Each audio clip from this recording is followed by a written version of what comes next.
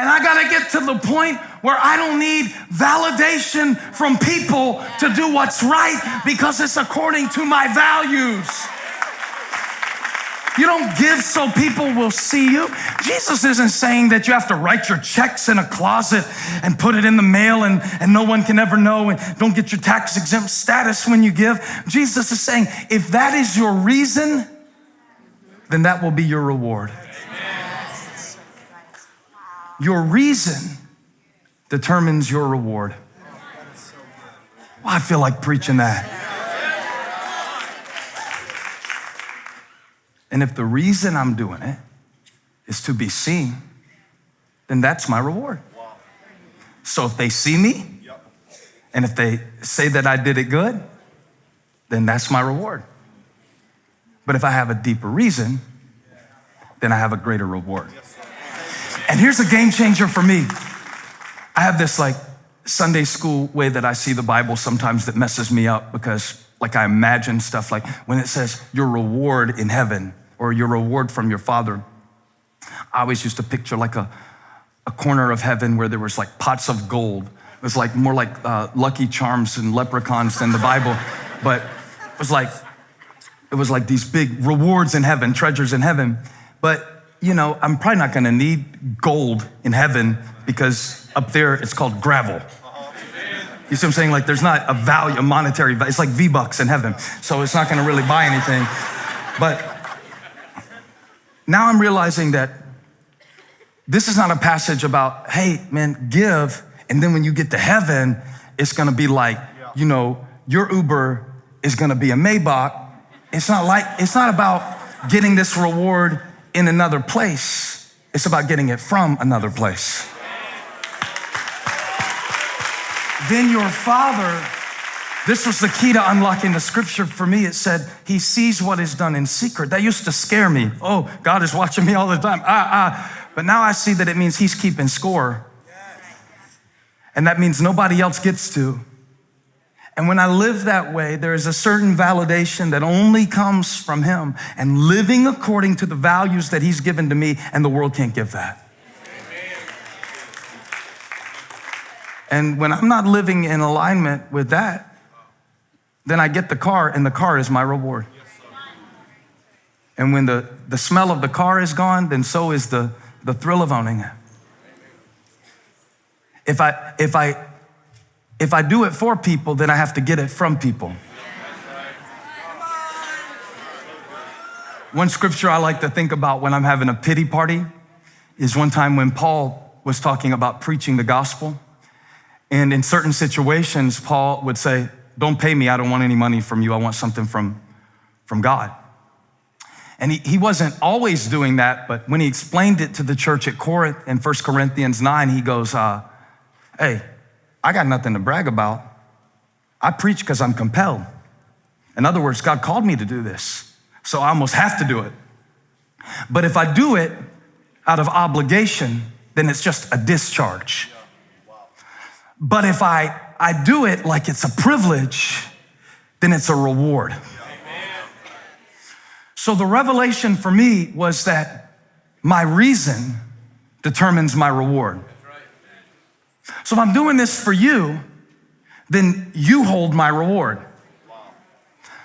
But if I'm doing this for him,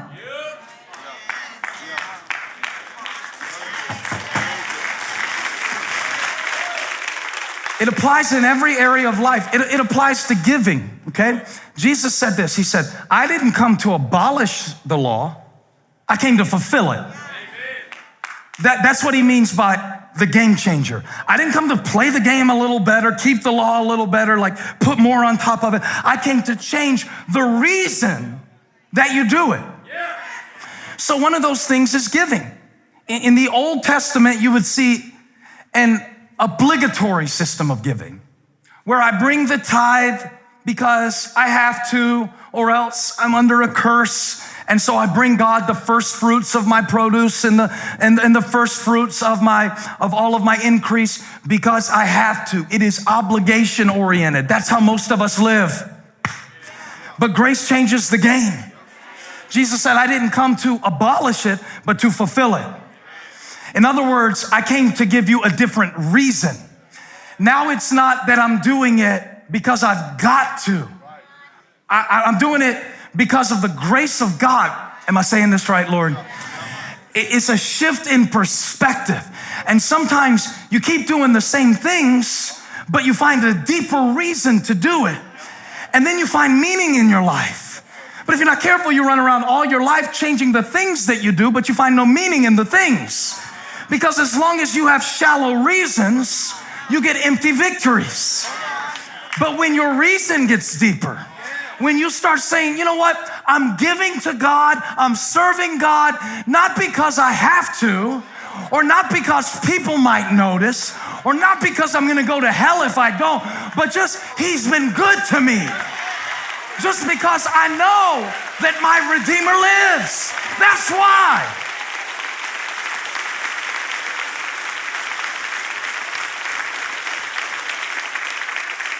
And your Father who sees what is done in secret will reward you. Whatever is your reason controls your reward. You believe that? Yes. You believe that if you have a devotion just so you can post on Instagram that you had it with a picture of your coffee mug sitting next to Colossians chapter 3, verse 7. Do you believe me that if that's why you did it, that's what you get out of it? And when it only gets 12 likes, don't cry, because I preached Matthew 6, 1 through 4, and I told you that if that is your reason, then that is your reward. I see it like a game show in my mind. Tell them what they've won. You know? It's like, absolutely nothing. Because you did it for the reason. And people will go, I left that church. Why'd you leave that church? Because I got burned. So, were you in the cooking ministry? You see the scar? Is it nasty? I get it. We get hurt. But sometimes the reason that we got hurt is because in our heart, what we needed from people was too much. And we shouldn't have been doing it for people to begin with. Oh, the applause died down by 73%. It always happens when you challenge the values. And I noticed a trend in my preaching a couple years ago that bothered me, so I've been working on it. Where I was preaching a sort of theology that was a little perverted in this way, not on purpose, but you just shift toward it. You say, if you will, God will, and God's gonna, and you fill in the blanks, like, if you obey God in this area of your life, it will produce a blessing. So it was a cause and effect.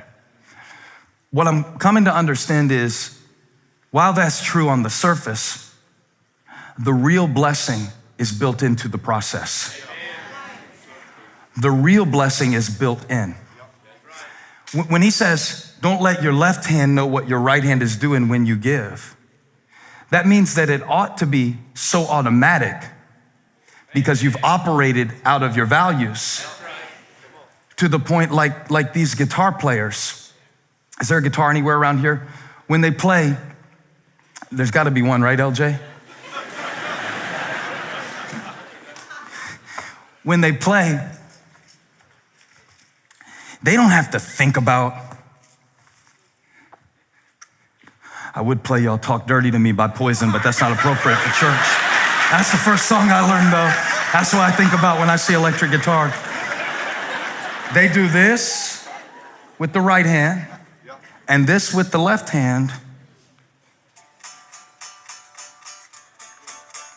But they don't.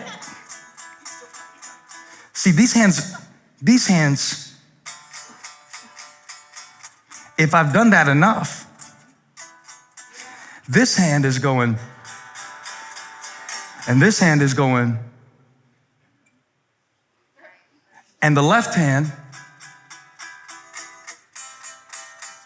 what is this, Glycerine by Bush, I think I'm playing, of all the songs. Child of the 90s. And if you've done it enough, it's not even a thing. And Jesus said, I would like for you to get to the point where my grace has changed you enough that you don't have to think about it or pray about it. God, should I give to further your gospel in the earth? I just need a sign. How about your common sense? And so he challenges my values. And that's what I've always loved about this moment in our church when we are getting ready to give or when we're calling people to serve. You know, it changes the game. Because when your intention in coming here is in what you get, then that's your reward. When your intention in coming is to give something that God put inside of you, you are no longer dependent on people. And that's the blessing. The blessing is built in to the process. And I think we need to take our scoreboard back.